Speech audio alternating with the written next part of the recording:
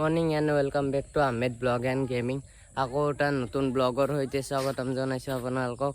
তো আজি আমি ক'ৰবাত যাম, গুৱাহাটীত যাম। তো ভিডিঅ'টো শেষলৈকে চাই থাকিব।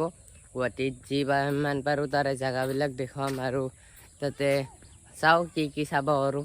তো ভিডিঅ'টো ভাল লাগিলে লাইক কৰিব, কমেণ্ট কৰিব, শ্বেয়াৰ কৰিব আৰু লগতে ছাবস্ক্ৰাইবটো কৰি দিব। তো বলক যাই থাকোঁ। এতিয়া ইয়াতে ধান ৰুইছি, তো যাই থাকোঁ বলক।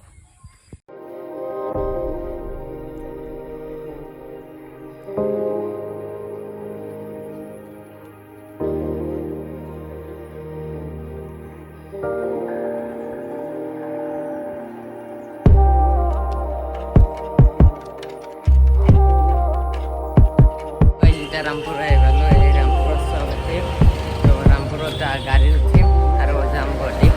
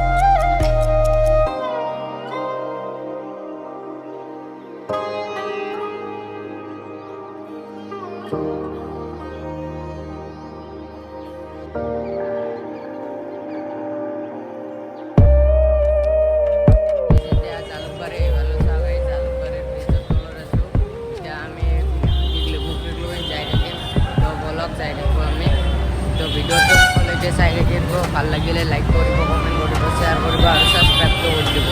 তো যাই থাকোঁ বলক। তো গাইজ দীঘলী পুখুৰী পালোঁ, এই দীঘলী পুখুৰী। তো চাওক, এই দীঘলী পুখুৰী ভাল কৰি দেখুৱাব পৰা নাই, অলপ পিছত ভাল কৰি দেখুৱাই আছোঁ। তো আমি এতিয়া মিটিঙত আহিছোঁ, মিটিং কৰি কেনে এয়াৰপৰ্ট যাম। তো ভিডিঅ'টো শেষলৈকে চাই থাকক, ভাল লাগিলে লাইক কৰিব, কমেণ্ট কৰিব, শ্বেয়াৰ কৰিব আৰু লগতে ছাবস্ক্ৰাইবটো কৰি দিব। তো গাইজ চাওঁ, এখন যুদ্ধ লগা টেংক আৰু এই চাইডে এখন জাহাজো আছে, যুদ্ধৰ ফাইটাৰ প্লেন আছে। তো ভিডিঅ'টো চাই থাকক। এইখনে ফাইটাৰ প্লেন চাওক, এইখনেৰে যুদ্ধ লাগে।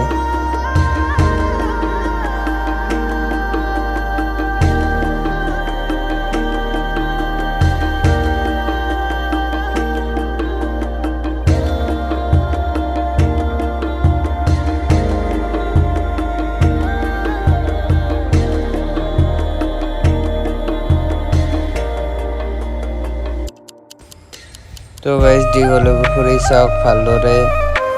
তো ভিডিঅ'টো শেষলৈকে চাই থাকিব, ভাল লাগিলে লাইক কৰিব। এই দীঘলী পুখুৰী চাওক, এইটোৱে দীঘলী পুখুৰী, বহুত দীঘল।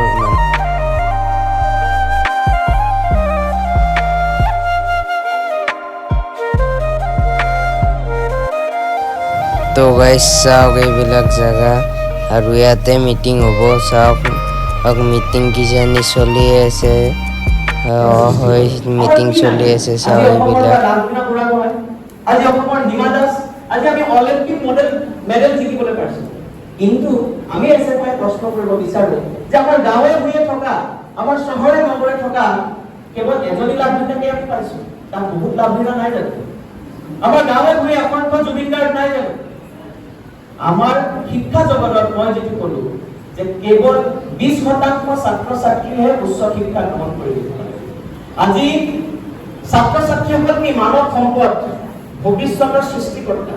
আজি ভাৰতবৰ্ষখন যদি আগুৱাই যাব লাগে, অসমখন যদি আগুৱাই যাব লাগে, অসম তেতিয়াই বিকশিত হ'ব পাৰিব যেতিয়া ইয়াত থকা মানৱ সম্পদ, এই আমাৰ সন্মুখত থকা বহি থকা ছাত্ৰ ছাত্ৰী আমি সকলো আমাৰ যেতিয়া ভাল হ'ব। কাৰণ আগন্তুক 50 বছৰ হৈছে আমাৰ, আগন্তুক 50 যি আমাৰ এই 50 বছৰ যদি ভাল হ'ব লাগে তেন্তে আমাৰ অৱস্থা ভাল হ'ব লাগিব। আৰু ছাত্ৰ ছাত্ৰী হিচাপে আমাৰ অৱস্থা ভাল হ'ব তেতিয়াহে যেতিয়া আমাৰ শিক্ষা ব্যৱস্থা ভাল। আজি আমি দেখা পাইছো যে ক্লাছ 9-10ত পঢ়া ছাত্ৰ ছাত্ৰী যি প্ৰাইমাৰীৰ পৰা পঢ়ি আহে 30% ছাত্ৰ ছাত্ৰী আধাতে শিক্ষানুষ্ঠান বাদ দিয়ে। সেই ছাত্ৰ ছাত্ৰীসকল যিসকলে শিক্ষানুষ্ঠান বাদ দিয়ে তেওঁলোক পঢ়া শুনাত পাৰ্গত নহয় নেকি? তেওঁলোক পঢ়া শুনাত ভাল নহয়, কিন্তু আজি ব্যৱস্থাটোৰ কাৰণে আজি আমাৰ যিটো সিস্টেম চলি আছে সেই সিস্টেমটোৰ কাৰণে বহুতে আধাতে পঢ়া শুনা বাদ দিব লগা হয়। আমি কৰোনাৰ সময়ত দেখিছো কি ধৰণেৰে অনলাইন এডুকেশ্যনৰ নামত এটা আচলতে বঞ্চনা কৰা হ'ল, এটা প্ৰহসন কৰা হ'ল। যিসকল ছাত্ৰ ছাত্ৰীয়ে ভালদৰে 2 বছৰ তেওঁলোকে পঢ়া শুনা কৰিব নোৱাৰিলে, কোন ছাত্ৰ ছাত্ৰী সেইসকল? বেছিভাগ হৈছে সাধাৰণ ঘৰৰ ছাত্ৰ ছাত্ৰী, যাৰ বহুত ধন টকা পইচা আছে, তেওঁলোকে ভাল ভাল শিক্ষানুষ্ঠানত পঢ়িছে আৰু তেওঁলোকৰ কিন্তু এই কৰোনা মহামাৰীৰ সময়ত তেওঁলোকে ভাল শিক্ষা গ্ৰহণ কৰিব পাৰিছে। ডাঙৰ চিচি টিভি ধুনীয়াকে বহি এচি ৰুমত ভালদৰে তেওঁলোকে পঢ়া শুনা কৰিব পাৰিছে। কিন্তু বেছিভাগ ছাত্ৰ ছাত্ৰী এই সময়ত শিক্ষাৰ পৰা বঞ্চিত হৈছে। এনেকৈ আমি দেশখন আগুৱাই যাব পাৰিম? এই প্ৰশ্ন আমি কৰিব লাগিব, কাৰণ ভৱিষ্যত আমাৰ। এই প্ৰশ্ন আমি যদি নকৰো, আজি যেনেকৈ আমাৰ যুৱ সমাজ আমি বিভিন্ন সময়ত টিকটক, ৰীল বনোৱা, ফেচবুক ব্যস্ত হৈ থাকো, গেমিঙত ব্যস্ত থাকো, নিশ্চয় যুৱক হিচাপে আমি খেলি আমাৰ ভাল লাগে, এই ধৰণৰ আমি মনোৰঞ্জন আমি কৰিবই লাগিব। কিন্তু তাৰ লগে লগে আমি কুৱেশ্যন কৰিব লাগিব যে ভাৰতবৰ্ষ যদি আগুৱাই যাব লাগে, এই ছাত্ৰ সমাজে যুৱ সমাজক এলাগি কৰি আগুৱাই যাব নোৱাৰে কোনো কাৰণে ভাৰতবৰ্ষ। সেইকাৰণে আমি এছএফআই কৈছো যে ভাৰতবৰ্ষৰ ৭৫ বছৰ যেতিয়া আমি সম্পূৰ্ণ কৰিছো, আহক আমি সংকল্প লওঁ শিক্ষা ৰক্ষাৰ।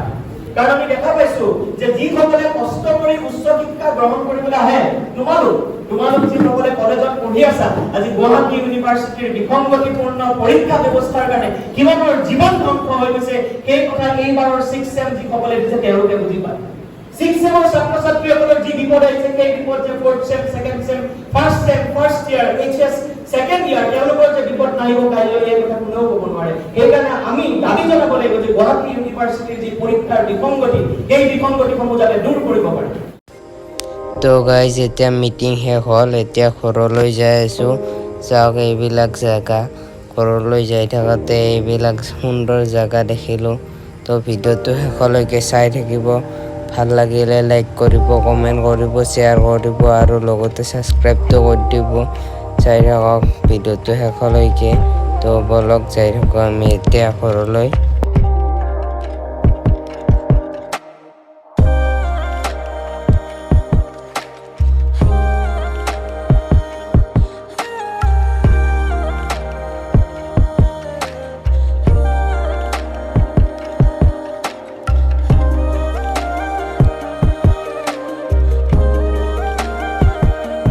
গুৱাহাটীৰ পৰা আহি পালোঁ, এতিয়া গাঁও আহি পালোঁ। তো ভিডিঅ'টো ভাল লাগিছিল যদি লাইক কৰিব, কমেণ্ট কৰিব, শ্বেয়াৰ কৰিব আৰু ছাবস্ক্ৰাইব কৰি বেল নটিফিকেশ্যনটো অন কৰি থৈ দিব। আৰু নেক্সট ব্লগত লগ পাই আছোঁ। Bye bye.